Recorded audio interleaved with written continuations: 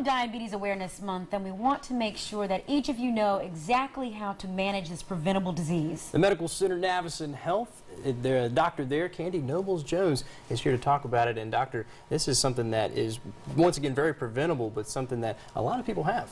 Absolutely. And the warning signs that you might look for would be frequent urination, wounds that might not heal, excessive thirst, unexplained weight loss, blurred vision. Those are some of the things that would give you an idea that you might have diabetes. Now, what are some, now those are the symptoms. Right. But what are some of, or can you actually break down the types? Because a lot of people kind of are confused that there are two types of diabetes and what that actually means for them and their health. Absolutely. Type 1 diabetes is usually diagnosed in children, but it can also be diagnosed in adults. It actually involves autoimmune destruction of the pancreas. It's an autoimmune process, and the patient doesn't make insulin anymore, so they have to take insulin to live. Type 2 diabetes is usually diagnosed in adults. It's more associated with lifestyle, obesity, lack of exercise, choosing the wrong foods and the wrong things to drink.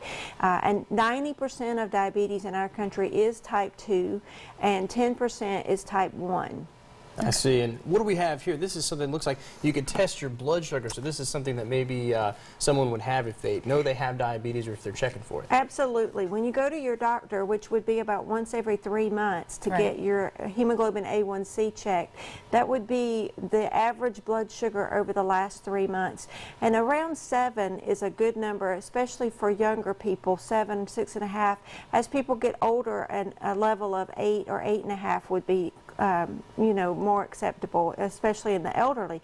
But at home, you can check your blood sugars with a glucose monitor, and that tells you whether your blood sugar is high or low, and helps you to know if you're on track or not. And all you have to do is just maybe add one of these little strips, right? That's right. And just, obviously prick your finger and let the blood go in, and then obviously it will That's right. And within just a few seconds, it would give you a reading and tell you whether your blood sugar was too high or too low. I see. Or just right. And you guys at the medical center there, are you doing anything in particular when you do you have classes for diabetes, things like that? Definitely. We do have classes for diabetes, for group classes and individual classes. We do individual assessments. We do gestational diabetes classes as well for patients that are pregnant. So you can call Diabetes Healthways to get more information about that. And quickly, some of the things that people can do, just to reiterate, some of the things that people can do to make sure that they stay healthy. Very important. Eating right? Eating right is very important. Lots of green leafy vegetables, lean proteins, complex carbohydrates like whole grains instead of the simple sugars that we tend to eat when we eat fast food and junk food. All right. Well, thank you so much, Dr. Candi, for being on. And for more information, you can always visit the American Diabetes Association online. That's www.diabetes.org. Stay with us. We'll be right back.